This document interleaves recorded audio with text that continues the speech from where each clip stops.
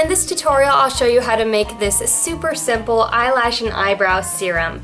It helps to grow your lashes and brows thicker and longer. You just put a little bit of this on before bed using a Q-tip to make sure you're not contaminating it by putting your finger into it or something like that. And the way it works with your eyebrows is you're nourishing the follicles in your individual brows as well as moisturizing the hairs in your eyebrows.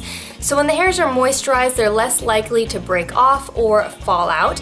And by nourishing the follicles, you may even help promote new hair growth where you have several bald patches in your eyebrows, the way I tend to get in mine. Now with the eyelashes, it works the same way. You're nourishing the follicles, you're promoting that new hair growth, you're keeping the follicle healthy so the lashes don't shed as often, but by moisturizing the hairs, you're keeping the tips of them from breaking off with friction, which is why a lot of people have really short, sort of perpetually stunted lash growth. Now, I also help this out by using a sleep mask when I sleep, so that reduces any friction that could also break off those really little hairs, or you could switch to a silk or satin pillowcase. To make the serum, you'll need some high-quality sweet almond oil, organic cold-pressed castor oil, vitamin E oil, I prefer the Jason brand, a sterilized glass jar, and some Q-tips. Begin by adding 2 parts castor oil, 1 part sweet almond oil, and then a tiny bit of vitamin E oil. This is about 3 tablespoons of oil, and then I added about a half a teaspoon of the vitamin E oil. Simply shake it to stir it before each use. I recommend using this right before bed, and dip one end of your Q-tip to get just a little bit of your oil mixture. Apply it gently to your lash line and to the tips of your eyelashes. Then use that same drop to apply it into that eyebrow above that eye. You don't want to be switching between the 2 eyes with one end of the Q-tip, because if you have an infection in one eye, you could spread it to the other. So flip over your Q-tip and use the fresh end for the other eye and eyebrow. I highly recommend using your sleep mask so you don't get your oil all over your pillowcase, but it's not terribly important.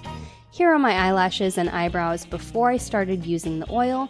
As you can see, the eyelashes don't look terrible, but there are some sparse areas, especially along the edges, and they did tend to break off when they got dry, especially when running the heater at night. My eyebrows definitely had a lot of sparse patches, especially along the arch of the eyebrow. They're not terribly well groomed at this point, but I just wanted to show you exactly how much they grow out on their own. And here they are after just 2 weeks of using the serum. You can see those bald patches in the eyebrows filled in quite a bit, and I had a lot of new growth with really fine, small hairs filling in. I saw more lash growth into the edges of my eyelids, and the lashes tended to stay put longer before they shed, as well as grew out to a longer length before the tips broke off. I especially noticed how certain lashes were staying put for a really long time because they tended to twist around and sort of grow in strange directions, and they were there week after week, those same pesky lashes. The longer they're in your eyelids, the more they tend to curl and sort of do strange things. Now I recognize my blonde eyelashes are not the best illustration of this, so I'll show you how I put on a little bit of mascara, and you can really see the length in these lashes. I just use this hypoallergenic Almay mascara because I find it works best for me and doesn't tend to irritate my eyelids. And just a disclaimer, I'm kind of terrible at putting on mascara. Like this video if you're terrible at putting on mascara as well. So that's what my lashes look like with just 1 coat of mascara, and you can really see what I'm talking about and how some of my lashes tend to point in strange directions. Here I go, being terrible at putting on mascara again, and this is what they look like with 2 coats of just mascara, no eyeliner, no eyeshadow, nothing to really jazz them up, just to illustrate the length of the lashes themselves and how full they got. Now, generally speaking, I think lashes tend to look thicker with less mascara because it makes them clump together, but this just goes to show you what a difference a little bit of makeup can make. Now with my eyebrows, the only thing I use to fill them in after this is a little bit of this taupe eyeshadow.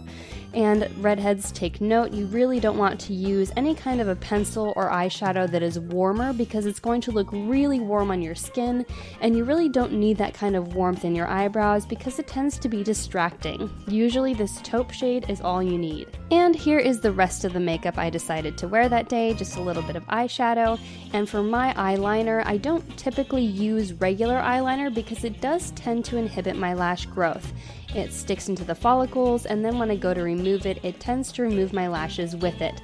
So I just use this nice dark eyeshadow from the same palette and run it along my lash line to really make the lash line pop and fill in the rest of my lashes.